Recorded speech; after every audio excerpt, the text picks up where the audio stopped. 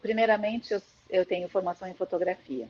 E aí, quando eu me mudei para os Estados Unidos, ao querer me especializar ainda mais na minha área, que era a área de foto para decoração, eu tive que passar pela foto para venda de imóveis, que é uma fotografia muito mais focada no marketing, na venda do imóvel, né?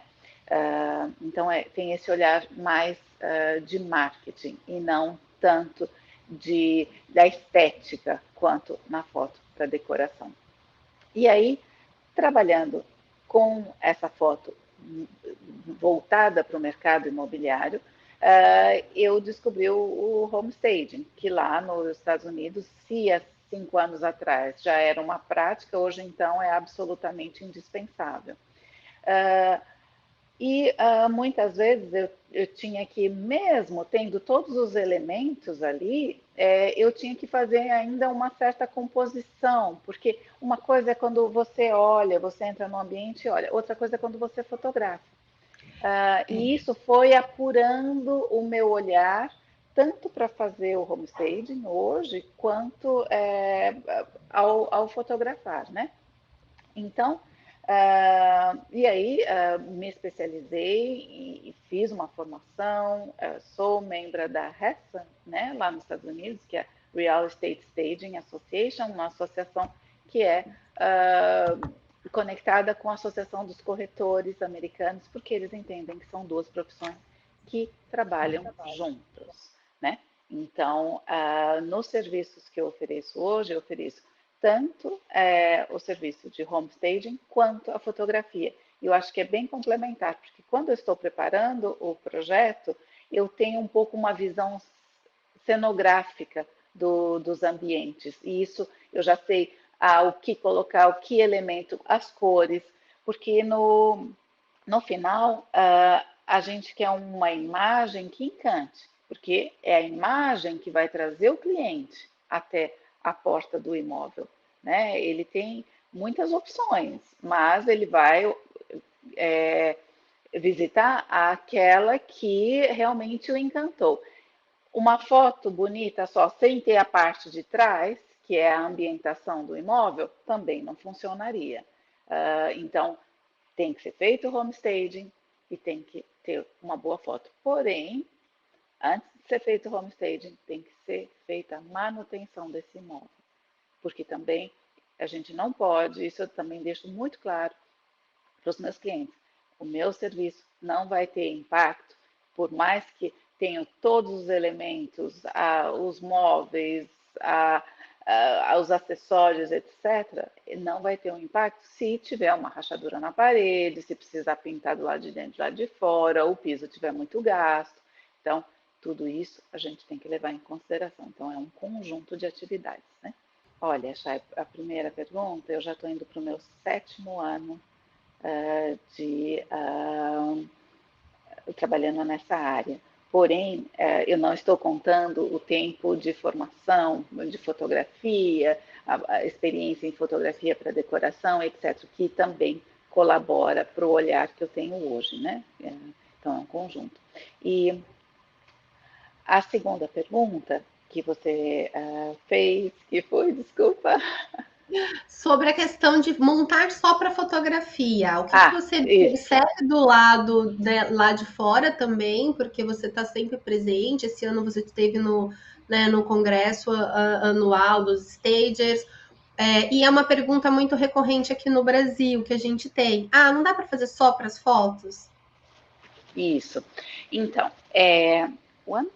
esse ano, em janeiro, eu entrevistei uma corretora lá nos Estados Unidos, uma corretora especializada no setor de luxo, e nós tocamos nesse assunto sobre o staging virtual, que também é mais ou menos o que a gente está falando, né? Montar para as fotos e depois retirar.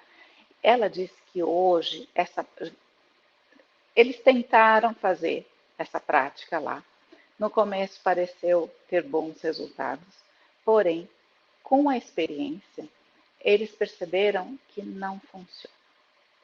E acaba frustrando muito mais o cliente do que agregando serviço ao serviço. Então, hoje, ela, na experiência deles lá nos Estados Unidos, dela especialmente, ela diz que eles preferem fotografar a casa sem nada do que colocar mobília ou tirar, ou fazer o virtual e tirar. Porque o cliente, quando chega lá, primeiro, ele tem uma decepção, porque ele se encantou com as fotos, ele viu, tirou, foi, voltou, mostrou para a esposa, para o marido, e aí, a hora que ele chega lá, uau, cadê? Cadê tudo aquilo que eu vi? Me enganaram. Segundo, ele não consegue transpor aquilo que ele viu na foto, naquela imagem, ele não consegue transpor para o ambiente.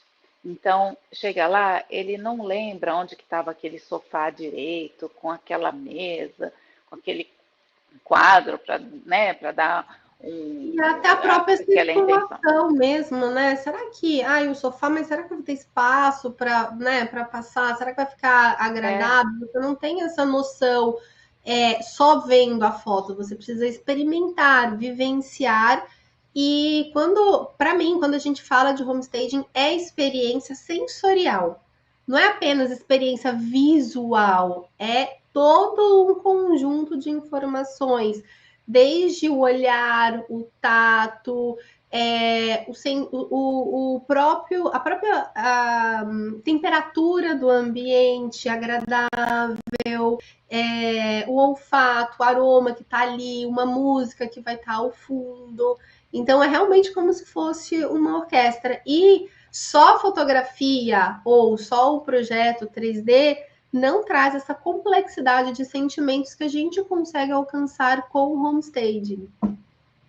exatamente. E lembrando que é um imóvel que vai ser um lar. Então, o lar, a casa, tem um peso psicológico muito grande para as pessoas, né? Que ali é que você vai estar com a sua família, onde você vai, o seu momento de descanso, de privacidade, ao mesmo tempo descontração. Então, é um espaço muito íntimo. Então, você tem que conectar não apenas visualmente, como você falou, mas por outras sensações, texturas, odor, música, a palheta de cores a ser usada, que tem que ter, fazer sentido em relação à casa, ao estilo arquitetônico. Então, de fato, não é um trabalho que você pode focar só em colocar móveis e acessórios. Não. Para fazer um trabalho de impacto nessa área, você tem que realmente pensar em muitos detalhes e trazer eles todos juntos para fazer sentido para aquele imóvel. Eu vou colocar aqui na tela, né? Esse é um imóvel de luxo, interior de São Paulo. Ele estava parado mais ou menos há um ano e foi vendido em 24 horas com o homestaging e por um valor acima do que o proprietário estava esperando, né? Até porque já estava um bom tempo ali no mercado. Quando eu faço a edição do material, primeiro, quando eu fotografo, eu sempre procuro ver, traçar com o olhar um percurso, para que o cliente que esteja vendo a foto, ele entenda, aqui então tem essa janela desse lado, do outro lado tem uma porta. A próxima imagem que eu colocaria ali seria talvez a do closet. Do closet vai para o banheiro, para que nessa edição dessas fotos o cliente já começa, quando ele vê as fotos no anúncio, já tem uma sensação agradável, que às vezes a gente vê uma edição que você entra para um lugar, depois vem a cozinha, e depois vem um quarto, aí você também se perde, já olhando as fotos, aí você acha, nossa, esse imóvel é confuso. Então, a gente já começa organizando esse percurso visual na edição das fotos, depois quando o cliente também chega no imóvel.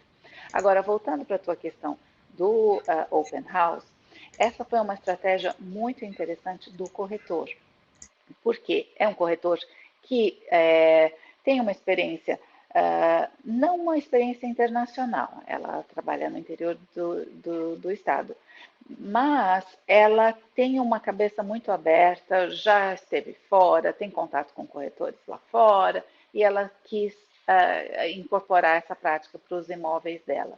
Então, no primeiro, ela só teve um, na verdade, normalmente tem dois open houses. Então, no primeiro, ela chama todos os parceiros que tem clientes na região.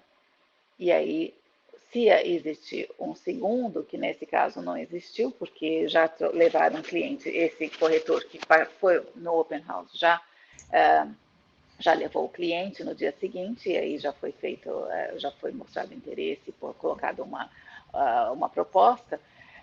Mas existe também a possibilidade de um segundo Open House, que quando o corretor, ele traz não só outros corretores, mas ele traz também clientes que ele tem e também investidores. Isso aconteceu num imóvel que eu preparei recentemente, um mês atrás.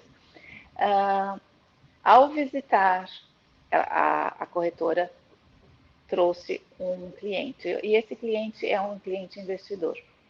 Ao mostrar a casa preparada, pronta para ir para o mercado, esse cliente depois veio me procurar falando, olha, Fernanda, eu tenho muito apreço pelo trabalho dessa corretora, mas eu vi o teu trabalho lá, vi o impacto que faz e eu quero fechar com vocês.